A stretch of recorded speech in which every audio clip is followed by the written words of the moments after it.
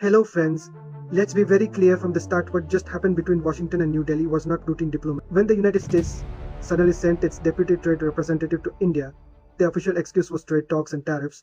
That's the headline version. But headlines lie. In geopolitics, timing tells the real story, and this timing screamed panic. Because this visit didn't happen randomly.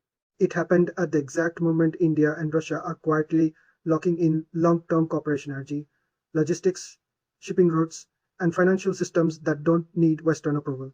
And Washington noticed. The truth is simple. The United States is worried that India is drifting not emotionally, not symbolically, but structurally toward Russia. And once structures are built, they're hard to dismantle. This wasn't about tariffs. Tariffs were just the pressure point. What the US really wanted was a signal. Slow down, reconsider, don't cross that line. Because from Washington's point of view, India isn't just another partner. India is supposed to be the backbone of the Indo-Pacific strategy, the democratic counterweight to China. The pillar holding the regional balance together, and that's where the anxiety begins. India has always followed one principle: strategic autonomy, no permanent allies, no permanent enemies, only permanent interests. That worked when the world tolerated ambiguity. It doesn't work as well when great powers start demanding clarity. On one side, there is Russia. Russia isn't just selling weapons to India, it built India's defense backbone, spare parts, maintenance systems, legacy platforms, things you can't replace overnight without risking national security.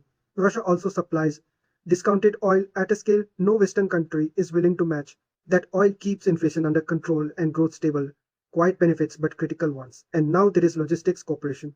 Agreements that could give Russian naval assets access to Indian ports. That's not symbolic, that's strategic. On the other side is the United States. The US doesn't offer continuity. It offers acceleration, access to global markets, advanced technology, capital flows, and leverage tariffs, sanctions, and financial pressure aren't theoretical. They're tools Washington has already used. So here is India's real dilemma. Russia gives resilience, America gives momentum, lose either one, and the cost is heavy. What truly set off alarm bells in Washington wasn't trade, it was the logistics pact. On paper, it looks technical. In reality, it changes naval equations in the Indian Ocean. For decades, the Indian Ocean has operated under an unspoken assumption: Western naval dominance backed by friendly ports and logistics chains. That assumption is now cracking. If Russian ships can routinely refuel, resupply, and repair at Indian ports, Moscow gains something it has always lacked: sustainable, warm water presence. That's not a temporary visit. That's architecture, AD discounted oil flows and alternative payment systems to that mix. And suddenly sanctions don't bite the way they used to. Influence stops being pressure based and becomes institutional. From Washington's view, that's dangerous because once systems are embedded, supply chains, port access, maintenance cycles don't unwind easily. Influence hardens into alignment. That's why the US visit felt rushed. It was intervention, not conversation. And from Moscow's side, the message was just as clear.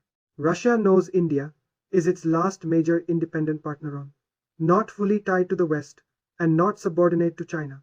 Lose India, and Russia's global footprint shrinks dramatically. India's oil purchases help stabilize Russia's economy. India's defense ties keep Russia's military industry alive. And India's willingness to explore non-dollar trade offers Russia breathing space. So yes, Moscow will respond. More discounts, more joint production, deeper defense cooperation, anything to lock the partnership in before outside pressure breaks it. This is no longer about trade or oil or even one agreement. This is about who shapes the Indian Ocean in the 21st century.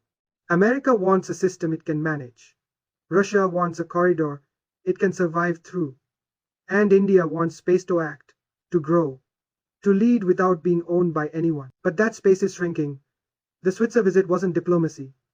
It was the opening move of a tug of war, and India is standing right in the middle. The choice India makes, or is forced to make, one just define its relationships. It will decide the balance of power across the world's most strategic ocean. That's the real story. Thanks for watching.